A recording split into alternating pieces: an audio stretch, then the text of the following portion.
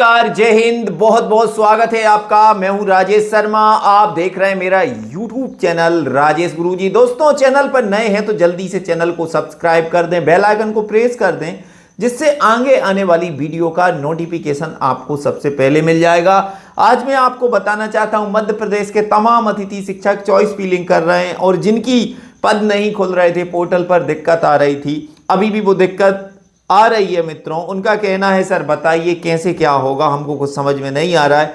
लेकिन वीडियो अंत तक देखिएगा। रात में एक आदेश जारी हुआ है, उस आदेश को समझेंगे। इसके बाद में अतिथि शिक्षक चॉइस फिलिंग में क्या क्या सावधानियां रखनी है। दोस्तों, आज है 5 सितंबर। सभी शिक्षकों को बहुत बहुत शुभकामनाएं और जल्दी से जल्दी आप स्थायी हो, आपका पद स्थायी हो, यह कामना मेरी है मित्रों। और मध्य प्रदेश के तमाम अतिथि शिक्षक जो आंदोलन के लिए तैयार थे, लेकिन आंदोलन स्थगित होने के कारण काफी निराश हैं। लेकिन दोस्तों, ठीक रहा, क्योंकि अब 10 सितंबर को ही आंदोलन की रूपरेखा बनेगी। बाकी पोर्टल में चॉइस फिलिंग चालू हुई है, लेकिन अभी सही से काम नहीं कर रहा है। क्या क्या प्रॉब्लम आ रही वो मैं आपको स्क्रीन पर बता देता हूं। सबसे पहले आप देखिएगा, यहां पर कुछ नहीं आ रहा है, नॉट रिकॉर्ड फाउंड आ रहा है यहां पर चॉइस फिलिंग में, और स्कोर कार्ड पैनल इंफॉर्मेशन की कोई डिटेल यहां पर उपलब्ध नहीं है मित्रों। दूसरा, यहां पर देखते हैं, यहां पर भी कुछ नॉट रिकॉर्ड फाउंड आ रहा है। और जब जैसा कि कुछ वैकेंसी 0 थी मित्रों, और जब उन पर पद खुले तो उनसे ज्वाइनिंग भेजने के बजाय जो OTP अपन सक्सेस करते हैं, इसके बाद में प्रिंट नहीं आ रहा है। अब प्रिंट आज निकलने लगेगा, और जैसे ही प्रिंट निकलेगा तो आपके साला प्रभारी अप्रूव कर देंगे, और इसके बाद में आपका रेफरेंस कोड आ जाएगा और आपकी ज्वाइनिंग हो जाएगी सक्सेसफुल मित्रों। बाकी अभी चॉइस फिलिंग चलेगी, जल्दबाजी में आप कुछ ना करें, क्योंकि पोर्टल मेंटेनेंस पर चला जाता है और पोर्टल पर ये इशू आते हैं जिससे अनेक प्रकार की समस्याएं आ जाती हैं। क्योंकि हमेशा टेक्निकल इशू होने के कारण पोर्टल को मेंटेनेंस पर डाला जाता है, लेकिन इस आदेश को समझते हैं। और भाइयों, मैं लाइव नहीं आ पा रहा हूं, लेकिन आपको बताऊंगा कि क्या क्या आपको सावधानियां रखनी है। सबसे पहले, रात में फिर जारी हुआ है आदेश। लोक शिक्षण संचालनालय गौतम नगर भोपाल 4/9/2024 का ऑफिशियल अपडेट है। शैक्षणिक सत्र 2024-25 में शासकीय विद्यालयों में रिक्त पदों के विरुद्ध आवेदकों हेतु साला विकल्प चयन के संबंध में। अब अतिथि शिक्षक व्यवस्था तो ऐसी है मित्रों, कभी भी उसमें जगह खाली होती है, कभी भर जाती है। तो मैं आपको बताना चाहता हूं, एक वैकल्पिक व्यवस्था के अंतर्गत मध्य प्रदेश के सरकारी स्कूलों में अतिथि शिक्षकों की भर्ती सरकार हर वर्ष करती है। इस वर्ष भर्ती की प्रक्रिया पूर्ण रूप से बदल चुकी है। अब ऑनलाइन ही सब कुछ होगा। स्कूल में आवेदन ऑफलाइन नहीं, ऑनलाइन होंगे। इससे कोई प्रकार की शिकायतें नहीं होंगी। ऑनलाइन भर्ती की मांग लगातार अभ्यर्थियों ने की थी, और उसी को लेकर जब कलेक्टर हो, जिला शिक्षा अधिकारी हो, तमाम प्रकार की जब शिकायतें हुई तो यहां पर पूर्ण रूप से ऑनलाइन भर्ती हुई।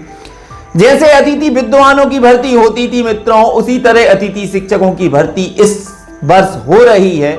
और अब क्या होगा, चॉइस फिलिंग के बाद किस आधार पर मेरिट बनेगी, कैसे क्या होगा, A to Z एक लंबी कहानी होगी मित्रों। लेकिन यहां पर आप देखें, 2024-25 में शासकीय विद्यालयों में रिक्त पदों के विरुद्ध आवेदकों हेतु साला विकल्प चयन।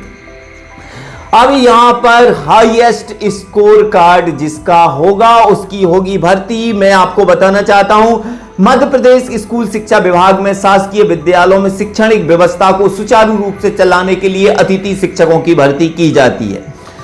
और 2024-25 शासकीय विद्यालयों में रिक्त पदों के विरुद्ध अतिथि शिक्षक व्यवस्था GFMS पोर्टल पर जिन आवेदकों के पास सत्यापित स्कोर कार्ड होगा, eKYC कंप्लीट होगी, स्वयं के लॉग ऑन ID का प्रयोग करके GFMS पोर्टल पर ऑनलाइन साला विकल्प चयन की कार्रवाई कर सकेंगे।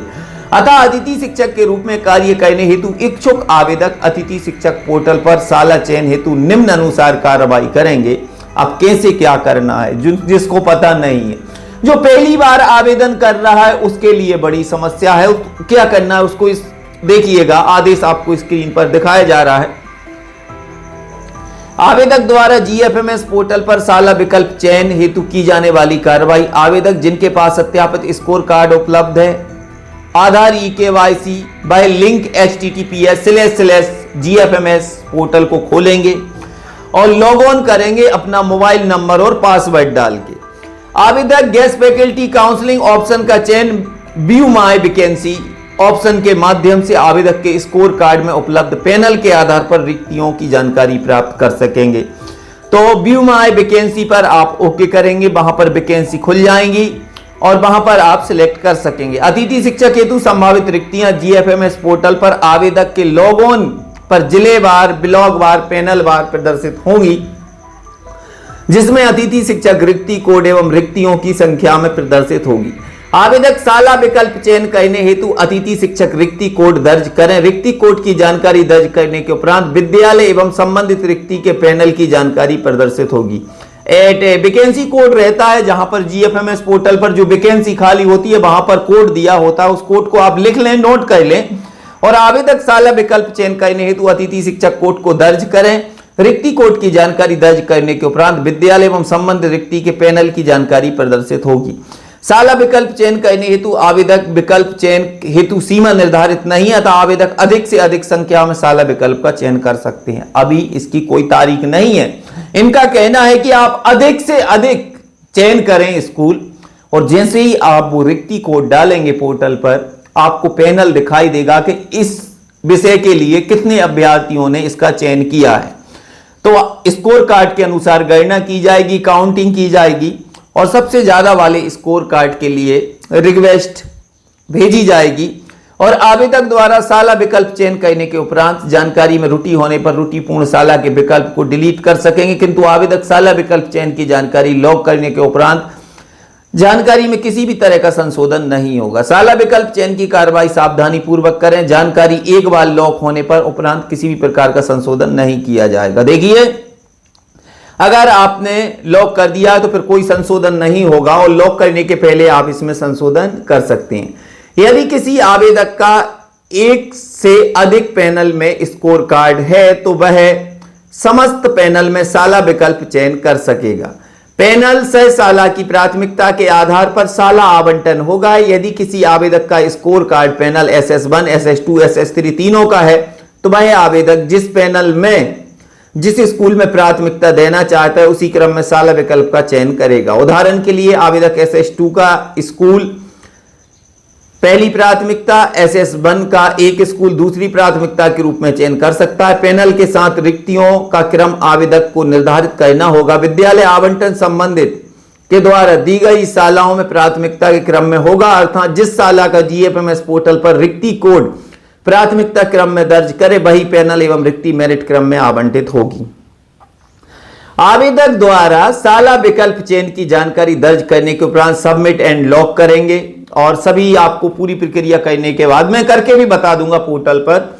और आवेदक का किसी एक पैनल में विद्यालय आवंटन होने पर दूसरे पैनल में विद्यालय आवंटन नहीं होगा। आवेदक को यह सूचित किया जाता है कि अपनी सुविधा के अनुसार रिक्तियों को पृथक से कागज पर लिख लें एवं प्राथमिकता क्रम में निर्धारित करने के उपरांत ही प्रविष्ट करें। जैसे जैसे विद्यालय की प्रविष्टि करेंगे उसी के आधार पर उसी के अनुसार प्राथमिकता निर्धारित हो जाएगी। अतिथि शिक्षक हेतु रिक्तियों परिवर्तनशील होंगी, जैसे नवीन शिक्षक पद स्थापना, स्थानांतरण, उच्च पद प्रभार, सेवानिवृत्त, मृत्यु एवं अन्य कारण से किसी रिक्ति विशेष पर अतिथि रखे जाने की बाध्यता नहीं होगी। इस हेतु अतिथि शिक्षक को कोई क्लेम दर्ज नहीं कर सकेगा। विद्यालय में नियमित शिक्षक की पदस्थापना होने पर अतिथि शिक्षक की नियुक्ति समाप्त हो जाएगी। विद्यालय आवंटन प्रक्रिया समय पर पोर्टल प्रदर्शित रिक्ति के विरुद्ध ज्वाइनिंग रिक्वेस्ट साला प्रभारी पोर्टल के माध्यम से की जाएगी। समय सारणी, गतिविधियां और समय सीमा। साला विकल्प चयन के उपरांत मेरिट के आधार पर आवेदकों को विद्यालय का आवंटन 4/9/2023 से 9/9/2024 तक और साला विकल्प चयन के उपरांत मेरिट के आधार पर आवंटन 10/9/2024 तक। आवेदकों द्वारा आवंटन विद्यालय की उपस्थिति 11/9/2024। साला प्रभारी जीएफएमएस पोर्टल ज्वाइन की अतिथि शिक्षक प्रमाणीकरण 11/9/2024 से 14/9/2024। लेकिन सितंबर लग जाएगा। भाइयों, मैं आपको बताना चाहता हूं जिनकी भी जो समस्या है आज शाम तक उनकी क्लियर हो जाएगी। जिनकी ज्वाइनिंग, जो पूर्व में कार्यरत हैं, ज्वाइनिंग नहीं हो पा रही है। बाकी आपको अगर और भी दिक्कत है तो आप मुझे कमेंट्स करें, मैं इसको लेकर आपको एक एक जानकारी दूंगा भाइयों। और फिर आ रहा हूं एक और वीडियो में, तब तक के लिए जय हिंद, जय भारत, वंदे मातरम। आप सभी को जय